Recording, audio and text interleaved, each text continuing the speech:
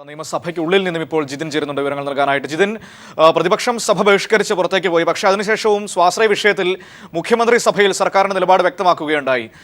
ഇപ്പോൾ സഭാ നടപടികൾ എങ്ങനെയാണ് പുരോഗമിക്കുന്നത്? മുഖ്യമന്ത്രി പറഞ്ഞ കാര്യങ്ങൾ എന്തൊക്കെയാണ്? നടപടികളുമായി മുന്നോട്ട് പോവുകയാണ് എന്നാണ് മുഖ്യമന്ത്രി പറയുന്നത്. സഭയിൽ ഇപ്പോൾ ശ്രദ്ധ ക്ഷണിക്കൽ പുരോഗമിക്കുകയാണ്.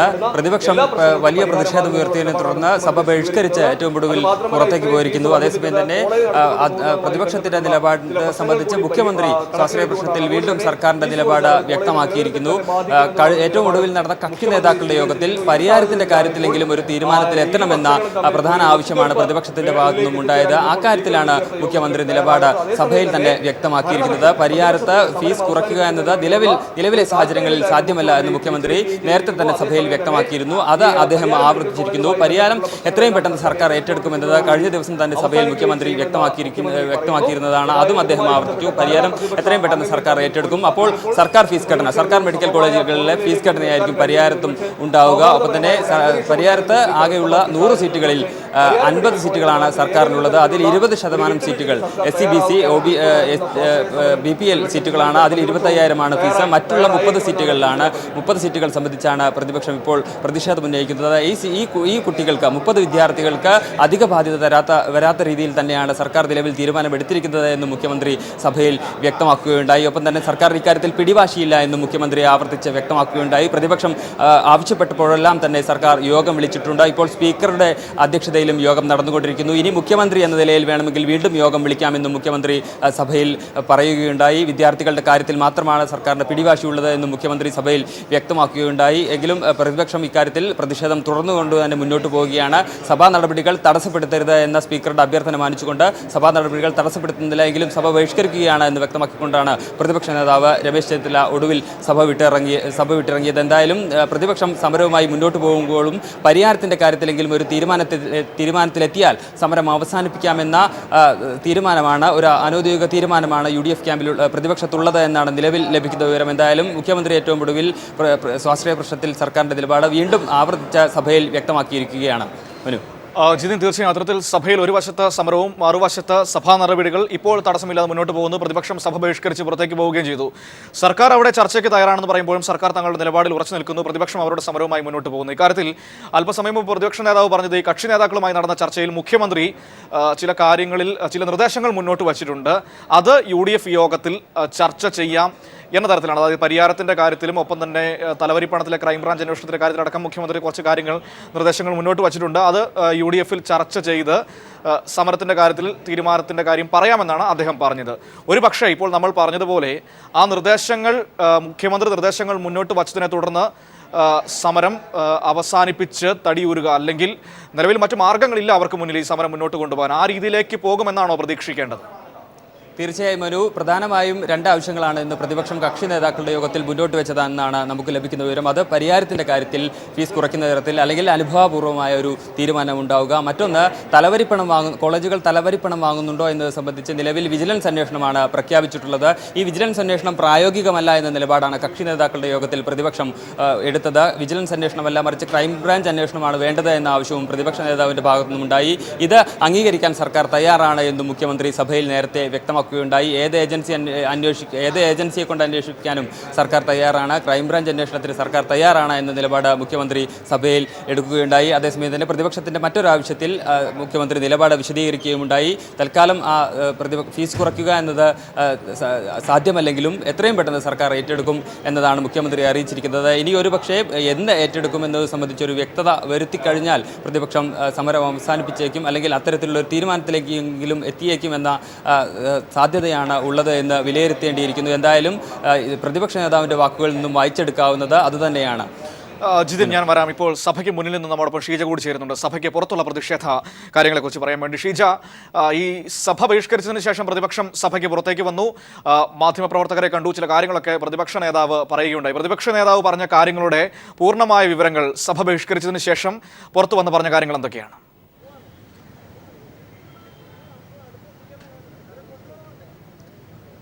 മനു, ഏതായാലും ഈ വിഷയത്തിൽ പ്രതിഷേധം ഏത് രീതിയിൽ മുന്നോട്ട് കൊണ്ടുപോകണം എന്നുള്ള കാര്യത്തിൽ പ്രതിപക്ഷം ഇന്ന് 11:30 ചേരുന്ന UDF യോഗത്തിലാകും തീരുമാനം കൈക്കൊള്ളുക. ഏതായാലും ഈ വിഷയത്തിൽ മുഖ്യമന്ത്രി നൽകിയ ഉറപ്പുകളുടെ പശ്ചാത്തലത്തിൽ അതിൽ ഒരു വിശദമായ ചർച്ച തന്നെയായിരിക്കും ഇന്ന് UDF യോഗത്തിൽ ഉണ്ടാവുക.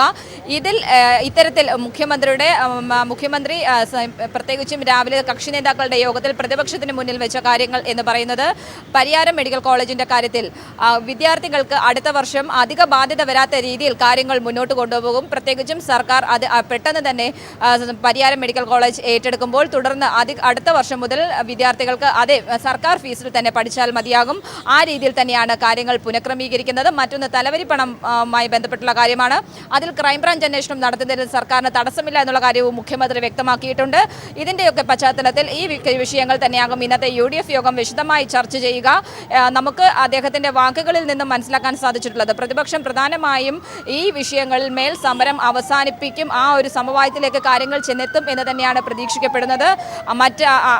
ഈ രീതിയിൽ കാര്യങ്ങൾ സമവായത്തിലേക്ക് കൊണ്ടു ചെല്ലുന്നില്ല എന്നാണെങ്കിൽ ഇത് വലിയ പ്രതിസന്ധി തന്നെയാകും UDFൽ ഉണ്ടാക്കുക എന്നുള്ളതിൽ സംശയമില്ല. പ്രത്യേകിച്ചും സ്വാശ്രയ വിഷയത്തിൽ ഇനി ഏത് രീതിയിൽ സമരം മുന്നോട്ട് കൊണ്ടുപോകണം, പ്രത്യേകിച്ചും നിലവിലിപ്പോൾ നിരാഹാര സമരം കിടക്കുന്ന ഹൈബീഡിൻ്റെയും അതോടൊപ്പം തന്നെ ഷാഫി പറമ്പിൽ MLAയുടെയും ആരോഗ്യസ്ഥിതി വളരെ മോശമാണ് എന്ന രീതിയിൽ രാവിലെ തന്നെ നിയമസഭാ സ്പീക്കർക്ക് റിപ്പോർട്ട് നൽകിയിരുന്നു. അതിൻ്റെ അടിസ്ഥാനത്തിൽ മെഡിക്കൽ കോളേജിൽ നിന്നുൾപ്പെടെയുള്ള ഡോക്ടർമാർ എത്തി പരിശോധന നടത്തിയിരുന്നു. അവരുടെ ആരോഗ്യസ്ഥിതി മോശമാണ് എന്ന് തന്നെയാണ് അവരും റിപ്പോർട്ട് നൽകിയിരിക്കുന്നത്. ഈ ഒരു സാഹചര്യത്തിൽ ഇവരുടെ സമരത്തിൽ ഈ സമരം അവസാനിപ്പിക്കുക എന്നുള്ളത് തന്നെയാണ് പ്രതിപക്ഷത്തിന് മുന്നിലുള്ള ലക്ഷ്യം. പ്രത്യേകിച്ചും ഈ മാസം 7-ാം തീയതിയോടുകൂടി തന്നെ പൂർണ്ണമായും സ്വാശ്രയ പ്രവേശന വിഷയത്തിൽ പൂർണ്ണമായും പ്രവേശനം പൂർത്തിയാവുകയാണ്. അതുകൊണ്ട് തന്നെ അതിനുശേഷം സമരം നടത്തിയിട്ടും കാര്യമില്ലാത്ത ഒരു സാഹചര്യമാണുള്ളത്. അതുകൊണ്ട് തന്നെ ഏത് രീതിയിലെങ്കിലും ഇപ്പോൾ സമരം അവസാനിപ്പിക്കുക എന്നുള്ളത് തന്നെയാണ് UDFന് മുന്നിലുള്ള ലക്ഷ്യം. അതുകൊണ്ട് തന്നെ നിലവിലിപ്പോൾ ഇന്ന് മുഖ്യമന്ത്രി നൽകിയിട്ടുള്ള ഉറപ്പുകളുടെ അടിസ്ഥാനത്തിൽ അത് UDF യോഗത്തിൽ ചർച്ച ചെയ്ത് ഒരു സമവായത്തിലേക്ക് എത്തി കാര്യങ്ങൾ പരിവസിക്കും എന്ന് തന്നെയാണ് നമുക്ക് മനസ്സിലാക്കാൻ സാധിച്ചിട്ടുള്ളത്. ഈ രീതിയിൽ സമരം അവസാനിപ്പിക്കുക എന്നുള്ളത് തന്നെയാണ് ഇപ്പോൾ UDF ആലോചിക്കുന്നത്. ഏതായാലും ഇതിൽ വിശദമായുള്ള കാര്യങ്ങൾ 11:30 UDF യോഗത്തിൽ ചർച്ച ചെയ്യുന്നതായിരിക്കും. അതോടുകൂടി ഈ വിഷയത്തിൽ ഒരു അന്തിമ തീരുമാനത്തിലേക്ക് എത്തും എന്ന് തന്നെയാണ് പ്രതീക്ഷിക്കപ്പെടുന്നത്. മറിച്ചാണ് കാര്യങ്ങളെങ്കിൽ UDFൽ കാര്യങ്ങൾ കൂടുതൽ പ്രതിസന്ധിയിലേക്കാകും നീങ്ങുക. തീർച്ചയായും ഷീജ, ഒപ്പം തന്നെ മറ്റൊരു പ്രധാനപ്പെട്ട കാര്യമുണ്ടായിരുന്നല്ലോ, ഈ പ്രതിപക്ഷത്തിന്റെ കൂടെ മാണി ഗ്രൂപ്പും സഭ ബഹിഷ്കരിച്ചിരുന്നു. അവർ പുറത്തേക്ക് വരികയോ തരത്തിലുള്ള പ്രതിഷേധ പരിപാടികളിൽ പങ്കെടുക്കുകയോ വല്ലതും ചെയ്തിട്ടുണ്ടോ?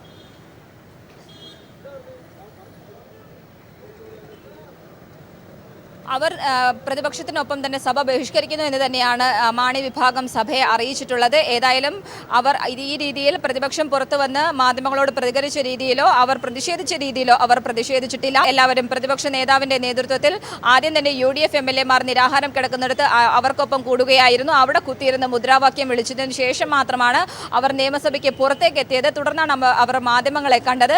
ഏതായാലും ആ രീതിയിൽ ഒരു പ്രതിഷേധത്തിലേക്ക് മാണി വിഭാഗം കടന്നിട്ടില്ല. അവർ നിയമസഭയിൽ ഈ വിഷയത്തിൽ തങ്ങൾ സഭ പ്രതിപക്ഷത്തോടൊപ്പം തന്നെ ബഹിഷ്കരിക്കുന്നു എന്ന് മാത്രമാണ് അറിയിച്ചിട്ടുള്ളത്. അതോടൊപ്പം തന്നെ രാവിലെ സ്പീക്കർ വിളിച്ചു ചേർത്ത കക്ഷി നേതാക്കളുടെ യോഗത്തിലും ഇവർ പങ്കെടുത്തിരുന്നു.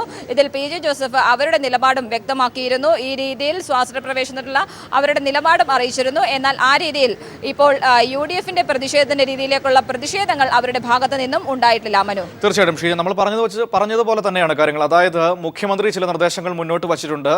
ആ നിർദ്ദേശങ്ങൾ UDF യോഗം ചർച്ച ചെയ്യും. അത് കണക്കിലെടുത്ത് ഒരുപക്ഷെ സമരം അവസാനിപ്പിച്ചേക്കാം. ആ ഒരു തീരുമാനത്തിനപ്പുറത്തേക്ക് ഒരു വലിയ പ്രതിസന്ധിയായി, നിലവിൽ തന്നെ പ്രതിസന്ധിയിലാണ്, അത് കൂടുതൽ ഗുരുതരമായ അവസ്ഥയിലേക്ക് കൊണ്ടുപോകാൻ പ്രതിപക്ഷവും ആഗ്രഹിക്കുന്നില്ല. ആ സൂചനകളാണോ നമ്മൾ മനസ്സിലാക്കിയെടുക്കേണ്ടത് പ്രതിപക്ഷ നേതാവിൻ്റെ വാക്കുകളിൽ നിന്നും?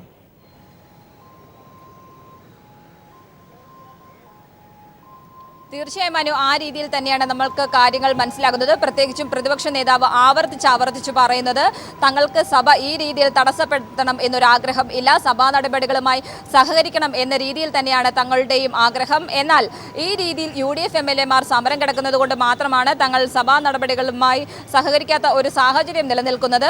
ഏതായാലും മുഖ്യമന്ത്രി ഇന്ന് നൽകിയ ഉറപ്പുകളിൽ മേൽ, മുഖ്യമന്ത്രി മുന്നോട്ട് വെച്ച നിർദ്ദേശങ്ങളിൽ മേൽ വിശദമായി UDF ചർച്ച ചെയ്ത ശേഷം മാത്രമേ ഏത് രീതിയിൽ ഇനി കാര്യങ്ങൾ മുന്നോട്ട് മുന്നോട്ട് കൊണ്ടുപോകണം എന്ന കാര്യത്തിൽ തീരുമാനം ഉണ്ടാകൂ എന്നാണ് പ്രതിപക്ഷ നേതാവ് രമേശ് ചെന്നിത്തല വ്യക്തമാക്കിയിരിക്കുന്നത്. എന്നാൽ തുടർ സമരം ഏത് രീതിയിലായിരിക്കും എന്നുള്ള രീതിയിൽ അദ്ദേഹം ഒരു വ്യക്തമായ മറുപടി നൽകിയില്ല. പ്രത്യേകിച്ചും UDF യോഗത്തിൽ തീരുമാനിക്കും എന്നാണ് വ്യക്തമാക്കിയിരിക്കുന്നത്. ഇതിൽ നിന്നും നമുക്ക് വായിച്ചെടുക്കാൻ സാധിക്കുന്നത് ഈ രീതിയിൽ മുഖ്യമന്ത്രി മുന്നോട്ട് വെച്ച നിർദ്ദേശങ്ങളിൽ മേൽ വിശദമായ ചർച്ച നടത്തി കാര്യങ്ങൾ ഈ സമരം അവസാനിപ്പിക്കുന്നതിലേക്ക് കാര്യങ്ങൾ ചെന്നെത്തും എന്ന് തന്നെയാണ് നമുക്ക് അദ്ദേഹത്തിന്റെ വാക്കുകളിൽ നിന്നും മനസ്സിലാക്കാൻ സാധിച്ചിട്ടുള്ളത്. മറ്റൊരു രീതിയിലേക്ക് കാര്യങ്ങൾ നീങ്ങുകയാണെങ്കിൽ അത് കൂടുതൽ പ്രതിസന്ധിയിലേക്ക് തന്നെയാകും UDF-നെ കൊണ്ടുചെന്നെത്തിക്കുക. പ്രത്യേകിച്ചും ഈ രീതിയിൽ ഒരു സമരവുമായി മുന്നോട്ട് പോകാൻ ഈ പ്രതിപക്ഷത്തിന് സാധിക്കാത്ത ഒരു സാഹചര്യവും നിലവിലുണ്ട്. പ്രത്യേകിച്ചും ആദ്യം അവർ സെക്രട്ടേറിയറ്റിന് മുന്നിൽ യൂത്ത് കോൺഗ്രസുകാർ സമരം നടത്തി, തുടർന്നാണ് സമരം UDF ഏറ്റെടുക്കുന്നതും. ഈ രീതിയിൽ UDF MLA-മാർ നിരാഹാര സമരം നിയമസഭാ കവാടത്തിൽ ആരംഭിക്കുകയും ചെയ്തത്. എന്നാൽ ഈ MLA-മാരുടെ എല്ലാം ആരോഗ്യസ്ഥിതി തീർത്തും മോശമാകുന്നു. സർക്കാർ പല രീതിയിലുള്ള അനുഭാവപൂർവമായ നിലപാടുകൾ സ്വീകരിച്ചിട്ട് പോലും അവർ സമരം അവസാനിപ്പിക്കാതെ തുടർന്നു. എന്നാൽ ഇനി ഈ രീതിയിൽ മുന്നോട്ട് കൊണ്ടുപോകാൻ സാധിക്കില്ല. പ്രത്യേകിച്ചും ഞാൻ നേരത്തെ സൂചിപ്പിച്ചതുപോലെ തന്നെ ഈ മാസം 7-ാം തീയതിയോടുകൂടി തന്നെ പ്രവേശനം പൂർത്തിയാവുകയാണ്. അതുകൊണ്ട് തന്നെ അതിൽ ഇനി തുടർ നടപടികൾ ഒന്നും തന്നെ സ്വീകരിക്കാൻ സാധിക്കുകയുമില്ല. അടുത്ത വർഷം മാത്രമാകും ഇനി പ്രവേശനത്തിൽ എന്തെങ്കിലും ഇടപെടലുകൾ നടത്താൻ സാധിക്കുക.